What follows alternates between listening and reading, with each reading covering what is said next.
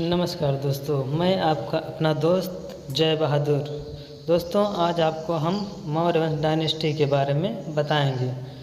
आइए जानें मौर्य वंश के गौरवशाली इतिहास के कुछ अलौकिक जानकारियों के बारे में, जिसके बारे में लोग भ्रमित रहते हैं। तो आइए शुरू करते हैं। क्वेश्चन नंबर 1, सबसे प्राचीनतम राजवंश कौन सा है? तो वो है मौर्य वंश। क्वेश्चन नंबर 2, मौर्य साम्राज्य की स्थापना किसने की? चंद्रगुप्त मौर्य ने की। क्वेश्चन नंबर 3, मौर्य वंश की स्थापना कब की गई? 322 ईसा पूर्व में। क्वेश्चन नंबर 4, कौटिल्य चाणक्य किसका प्रधानमंत्री था? चंद्रगुप्त मौर्य का। क्वेश्चन नंबर 5, चाणक्य का दूसरा नाम क्या था? विष्णुगुप्त।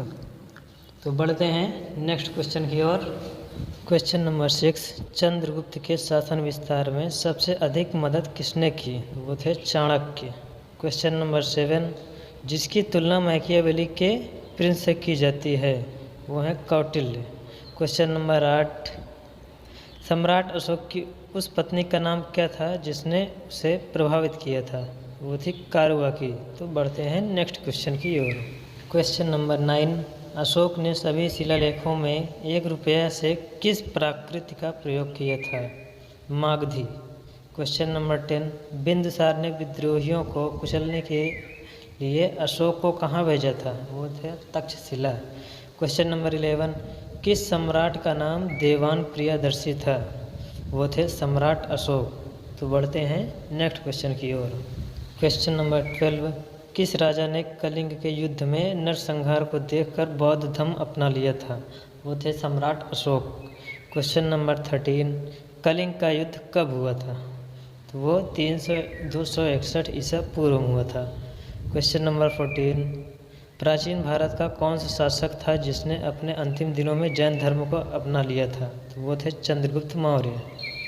क्वेश्चन नंबर 15, मौर्य साम्राज्य में कौन सी मुद्रा प्रचलित थी? वो थी पर्ण। क्वेश्चन नंबर 16, अशोक का उत्तराधिकारी कौन था? वो थे कुणाल मौर्य।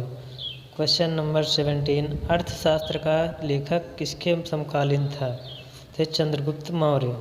क्वेश्चन नंबर 18, मौर्य काल में शिक्षा का प्रसिद्ध केंद्र कौन सा था? वो था तक्षशिला, नालंदा यूनिवर्सिटी में। पढ़ते हैं नेक्स्ट क्वेश्चन की ओर। क्वेश्चन नंबर 19, यूनान के शासक सेल्यूकस ने अपने राजदूत मेगास्थनीज को किसके राज दरबार में भारत भेजा? तो चंद्रगुप्त मौर्य के राज दरबार में। क्वेश्चन नंबर 20, चंद्रगुप्त मौर्य ने सेल्यूकस को कब पराजित किया? था 305 ईस्वी पूर्व में। क्वेश्चन नंबर 21, मेगास्थनीज की पुस्तक का क्या नाम था? वो था इंडिका। तो बढ़ते हैं नेक्स्ट क्वेश्चन की ओर। क्वेश्चन नंबर 22, अशोक के शिलालेखों में कौन सी भाषा थी? वो थी पाली यानी प्राकृतिक। क्वेश्चन नंबर 23, किस मौर्य राजा ने दक्कन पर विजय प्राप्त की थी? वो थे कुणाल मौर्य। क्वेश्चन नंबर 24, मेगास्थनीज द्वारा अपनी पुस्तक में समाज को कितने भागों में बांटा गया था? वो 5 भागों में। क्वेश्चन नंबर 25, अर्थशास्त्र किससे संबंधित है? वह है राजनीतिक नीतियों से। बढ़ते हैं नेक्स्ट क्वेश्चन की ओर। क्वेश्चन नंबर 26, किस शासक ने पाटलिपुत्र को अपनी राजधानी बनाया? वो थे चंद्रगुप्त मौर्य। क्वेश्चन नंबर 27, पाटलिपुत्र में चंद्रगुप्त का महल किसका बना था? लकड़ी का बना था। क्वेश्चन नंबर 28, किस अभिलेख से यह सिद्ध होता है कि चंद्रगुप्त का प्रभाव पश्चिम भारत तक फैला हुआ था? वो है रुद्रदमन का जूनागढ़ अभिलेख। बढ़ते हैं नेक्स्ट क्वेश्चन की ओर। क्वेश्चन नंबर 29, सर्वप्रथम भारतीय साम्राज्य किसने स्थापित किया? वो थे चंद्रगुप्त मौर्य। क्वेश्चन नंबर 30, किस स्तंभ में अशोक ने स्वयं को मगध का सम्राट बताया है? भाब्रू स्तंभ में। क्वेश्चन नंबर 31, उत्तराखंड में अशोक का शिलालेख कहाँ स्थित है? वो है कालसी। क्वेश्चन नंबर 32, अशोक के शिलालेखों को पढ़ने वाला प्रथम अंग्रेज कौन था? James Prinsep. बढ़ते हैं नेक्स्ट क्वेश्चन की ओर। क्वेश्चन नंबर 33, कलिंग युद्ध की विजय तथा क्षत्रियों का वर्णन किया शिलालेख में है? वो 13वें शिलालेख में। क्वेश्चन नंबर 34, कौन सा शासक जनता के संपर्क में रहता था? वो थे सम्राट अशोक। क्वेश्चन नंबर 35, किस ग्रंथ में सम्राट चंद्रगुप्त मौर्य के लिए वृषल शब्द का प्रयोग किया गया? वो था मुद्रा राक्षस। तो बढ़ते हैं नेक्स्ट क्वेश्चन की ओर। क्वेश्चन नंबर 36, किस राज्य देश में अशोक के व्यक्तिगत नाम का उल्लेख मिलता है? वो था मास्की। क्वेश्चन नंबर 37, श्रीनगर की स्थापना किस मौर्य शासक ने की? सम्राट अशोक ने। क्वेश्चन नंबर 38, किस ग्रंथ में शूद्रों के लिए आर्य शब्द का प्रयोग हुआ है? वो है अर्थशास्त्र। क्वेश्चन नंबर 39, किसने पाटलिपुत्र को पोली प्रोथा कहा था? वो थे मेगास्थनीज। बढ़ते हैं नेक्स्ट क्वेश्चन की ओर। क्वेश्चन नंबर 40, मौर्य काल में एग्रेनोमाइक किसको कहा जाता था? वो था सड़क निर्माण अधिकारी को। क्वेश्चन नंबर 41, अशोक के बारे में जानने के लिए महत्वपूर्ण स्रोत क्या है? वो है शिलालेख। क्वेश्चन नंबर 42, भारतीय लिखने की कला नहीं जानते हैं, यह किसने कहा था? वो थे मेगास्थनीज।